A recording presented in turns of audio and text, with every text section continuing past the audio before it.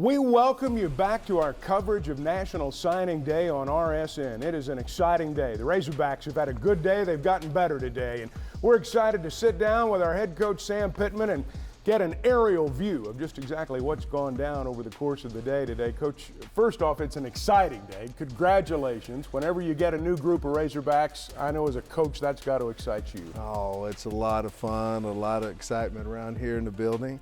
You know, we didn't have any surprises. You know, usually you're worried about guys decommitting or say they're coming, they don't.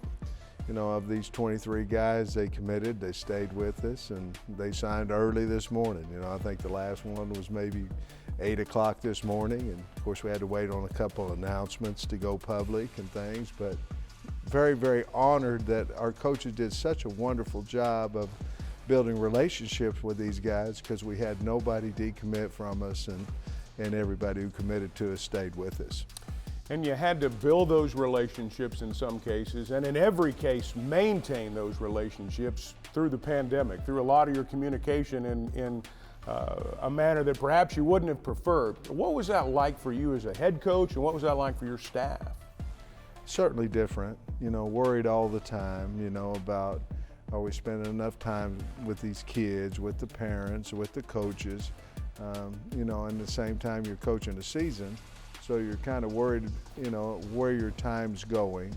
Obviously, we did a nice job because we did sign guys and they stayed with us the whole time. But it was worrisome because of the Zooms.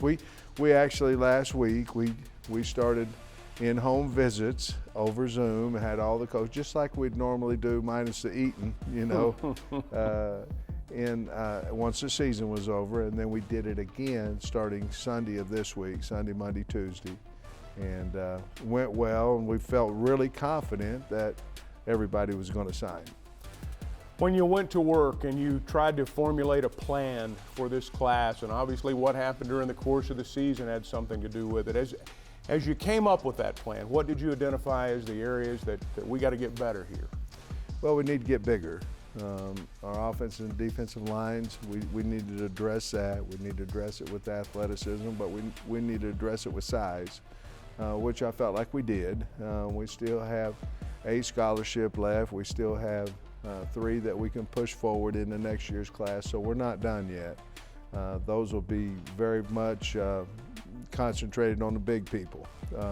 We did that. We always want to get speed. I think we really went out and got a lot of fast kids, and we needed, you know, some plug and play corners, some plug and play D linemen, some things of that nature. And you know, we went into Oklahoma and thought we got some speed out of that state.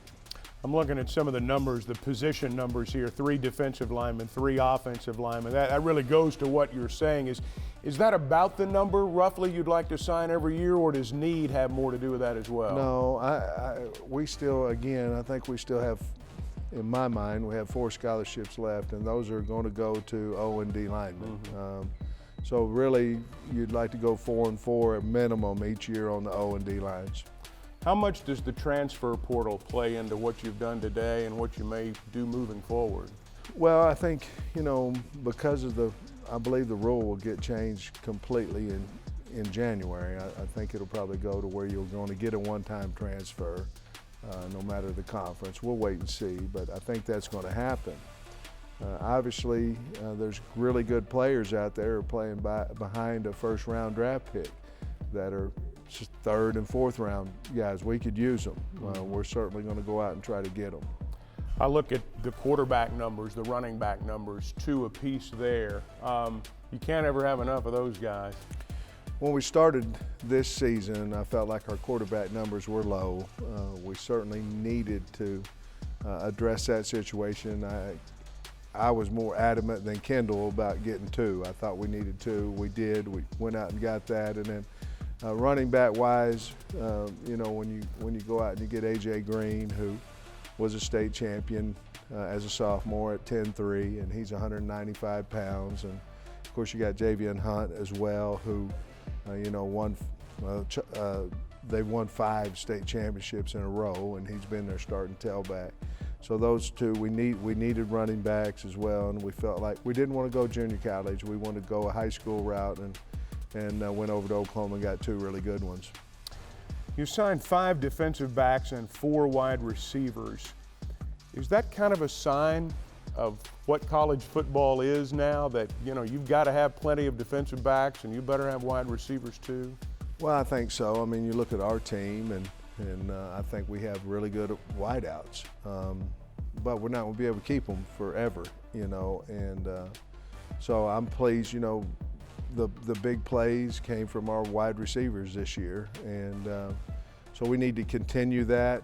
I think a little bit, Chuck, of recruiting is who's the recruiter, and Justin Stepp's a really good recruiter, and Sam Carter is a really good recruiter, and a lot of times you sign numbers from, some of your best recruiters on your staff as well. We needed the numbers, but I thought Coach Stepp and Coach Carter did a great job of going out and finding people.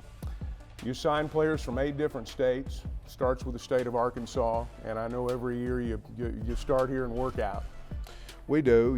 This year we didn't get them all. No, we didn't get every one that we wanted, and that's a goal every year. You offer and you want to get them all. We did get 4, and we're very, very happy of the 4 that we got. And then you start, in my opinion, you start working on bordering states, state of Oklahoma, state of Texas, Louisiana, et cetera, Missouri. And again, I'm really proud of the kids we signed out of Texas, and proud of the kids we signed out of Oklahoma. I think we signed 6 out of Oklahoma. And the one thing about recruiting, even today, every day's a recruiting day. It never stops, does it? Well, I've talked to several 2022s, today. And that's how you have to do it. It's SEC now. Mm-hmm. This is SEC. So you might better start talking to some 2023s, But that's what it is, and you have to enjoy that. And, kids can tell when we get back in people's homes, they can tell who enjoys the recruiting process and who, doesn't. And I feel like we've got a really good staff of recruiters. Coach, great to be with you. Thank you. Thank you. Appreciate it. All right. Go Hawks. Our coverage of National Signing Day continues on RSN.